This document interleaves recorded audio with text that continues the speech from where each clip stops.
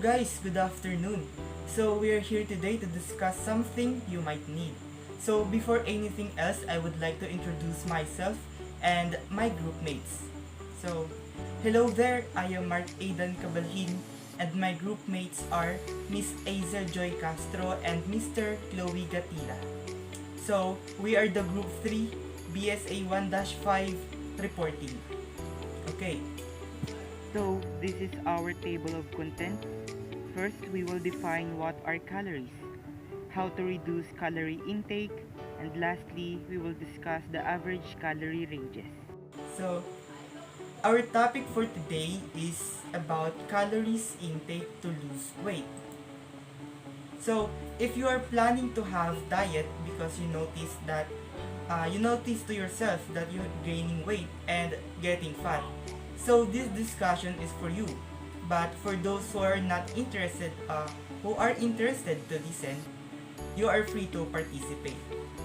Okay, so let's start. So, let us define first what is calorie. So, calories is a unit that measures energy. It usually used to measure the energy content of food and beverages. So, calorie is the amount of energy we consume from the foods and drinks we take. So, all foods have calories, but what are the foods that are high in calorie? So, some examples are mga dairy foods like milk, butter, and ice cream. Mga sweet potatoes, firm tofu, meat, chicken leg to be specific. Okay, so we need this calorie for our body to be active in everything we do throughout the day. So we can see the calorie count of some products on its backside. So there you will see the nutritional facts, and then mababasa din natin dito yung calorie and then its count kung ilang calorie yung laman ng product. So ayan. So if we eat too much calories and not balancing it with burning it, so we will gain weight or worse, get fat, which is we don't want to be, diba? So how we will reduce the calories intake? So makikita natin dito, merong una, eat more protein. So, and then pangalawa, avoid sugary soft drinks and fruit juices. Drink more water, exercise and lift weights, and then reduce your refined carbohydrate intake. So, sa lahat ng yan, ano nga ba yung mga factors na to and how it works? So, unahin natin yung eat more protein. So, ano nga ba yung mga example or ano nga ba yung mga protein na pagkain? So, unang example nito is yung tuna.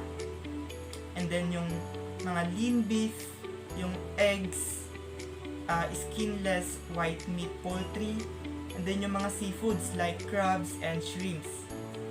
Skim milk, yung low-fat milk, and then the skim yogurt, low-fat yogurt. Okay, so eating more protein can increase your metabolic rate and helps curb your appetite. So, ano nga ba muna yung metabolic rate? So, yung metabolic rate is yung number of calories we burn as we perform the basic physical activity like yung walking and yung mga ginagawa natin sa loob ng bahay. And then, in curb appetite naman, ito yung para makontrol yung labis na pagkain or yung gana natin sa pagkain para hindi tayo maya-maya kain. Kasi ganun tayo mga Pinoy di ba? Kain tayo ng kain kahit wala sa oras. Okay, so sabi dito, helps you stay fuller longer and may help you consume fewer calories throughout the day. So, eating more protein ay napapataas nito yung pag-burn ng calories sa ating katawan. And it helps us to stay active throughout the day. So if we add protein in our diet, mapapadami nito yung mag-burn na calories sa ating katawan. And then, you can increase the number of calories you burn and decrease the number of calories you consume simply by adding protein to your diet. So, yun na nga sabi ko kanina. And then, in 2011 study, consuming 25% of daily calories from protein reduced obsessive thoughts about foods by 60%, as well as the desire to snack late at night by 50%. So yun na nga, mababawasan nito ang pag-iisip natin ng pagkain ng 60%. And then, yung mapagkain din natin ng mga late night snacks ng 50%. Kasi, we Filipino usually eat foods, diba? Even it is not the right time to eat. Yan tayo mga Pinoy eh. Kain tayo ng kain ng wala sa oras. Okay, so let's proceed sa second factor, which is the avoid sugary soft drinks and fruit juices. So, ano-ano nga ba yung mga sugary soft drinks na to and fruit juices? So, isa na dito yung Coke. Ayan, yung mga Sprite, Royal, Pepsi, and any soda. Kasama dito yung mga juice, like Tang juice and then yung Nestea juice. Yan, mga sugary drinks yan sila. So, drinking sugary soda doesn't make your brain automatically compensate by having you eat smaller amounts of other things instead. So, mabilis makabusog yung mga soft drinks at makakalimutan natin na kumain kasi nga busog na tayo. And then, sugary drinks are strongly linked to an increased risk of obesity. So, mas mapapataas dito yung chance na maging obese tayo or maging sobrang taba, which is ayaw nating mangyari sa ating katawan.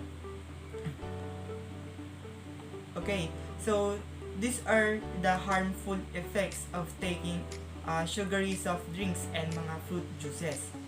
So, sabi dito, it can have negative effects on metabolic health. So, masamang epekto ng sugary drinks and fruit juices sa metabolic rate or yung mga pagkain natin ng mga healthy foods. So, maapektuhan nito yung mga healthy foods na kinakain natin or maaring hindi na tayo kumain ng mga healthy foods dahil nga naunahan na to ng mga sugary soft drinks and fruit juices. And then yun nga, mawawala tayo ng ganang kumain. And then, it can raise your risk of many diseases. Yun na nga, it will lead to many diseases like obesity, bone problems, diabetes, kidney stone formation or yung mga pagbuo ng bato sa ating kidney.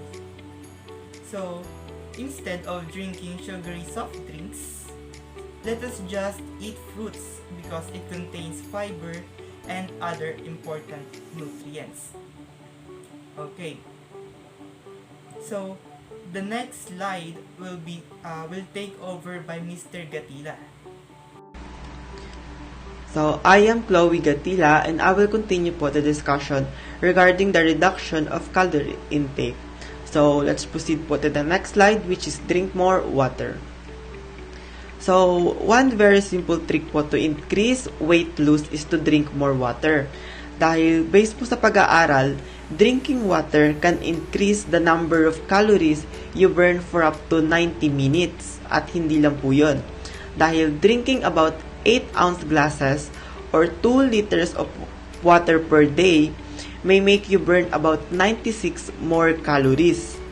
Alam naman po natin na ang pag-inom po ng tubig ay napaka-importante sa atin. Pero ilan po sa inyo hindi alam na ang pag-inom po ng tubig bago po tayo kumain ay maaaring pwedeng makapagpabawas po ng gutom natin and possibly make us eat fewer calories. So, yun po.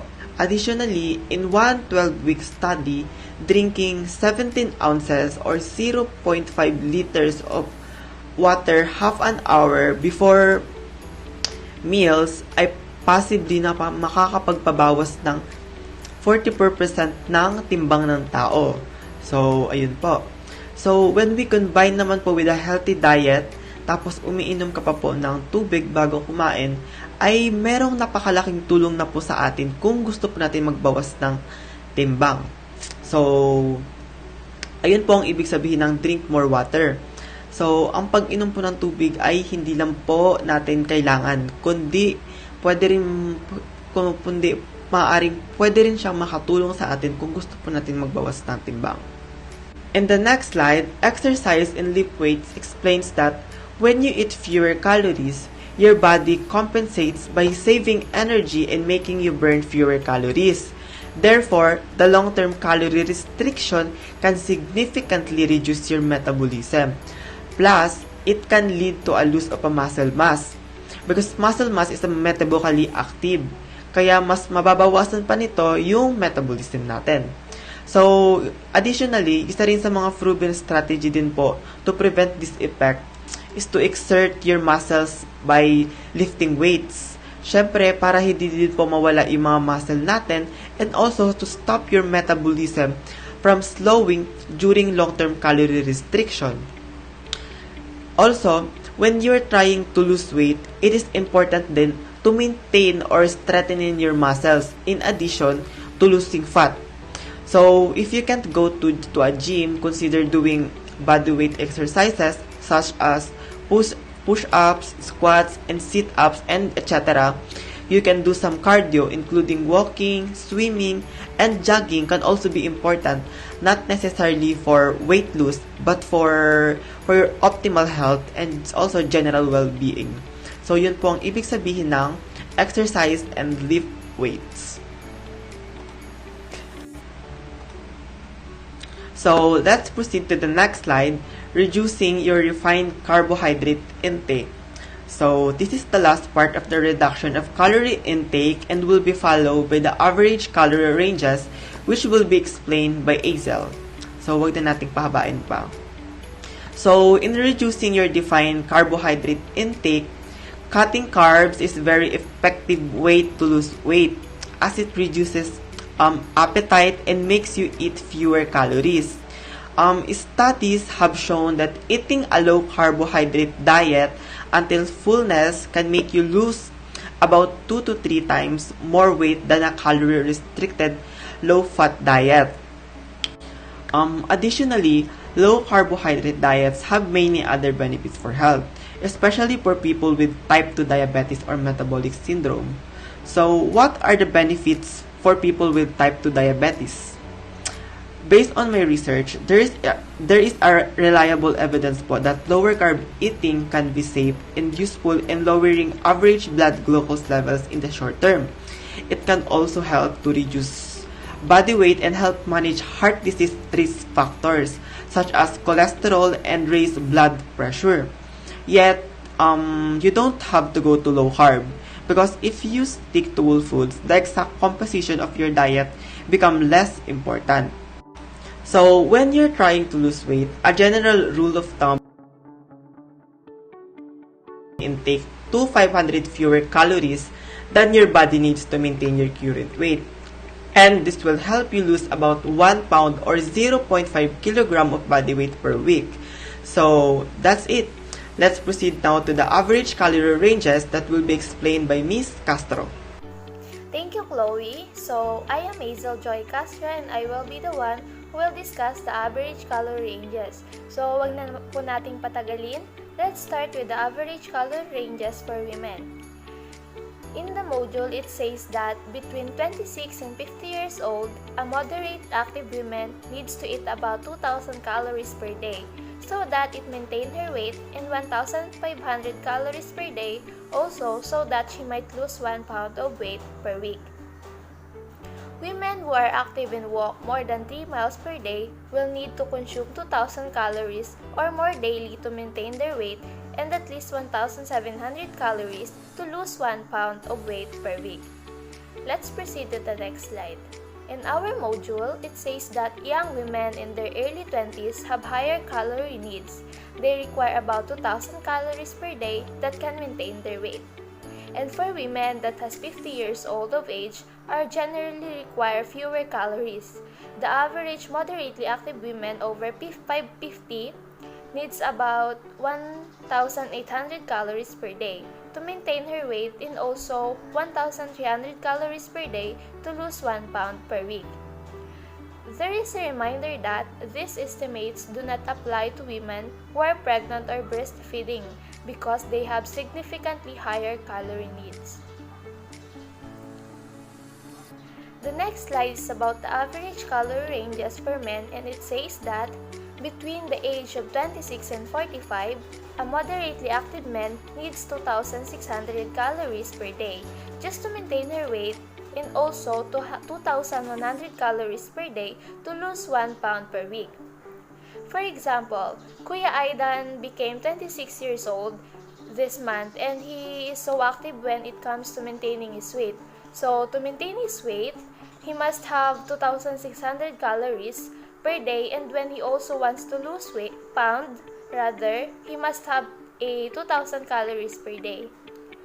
So, active men who walk more than 3 miles per day must require 2,800 to 3,000 calories per day to maintain their weight, and 2,300 to 2,500 calories per day also to lose 1 pound of weight per week. Young men aged 19 to 25 have higher energy needs. They require an average of 2,800 calories per day to maintain their weight and up to 3,000 if they are active. To lose 1 pound per week, moderately active young men should consume 2,300 to 2,500 calories daily. So, energy needs decreases as men age. Between the age of 46 to 65, moderately active men needs an average of 2,400 calories per day. After 66 years, the average men's calorie needs to decrease to about 2,000 calories per day. That's the average calorie ranges for men. And now, let's talk about the average calorie ranges for children.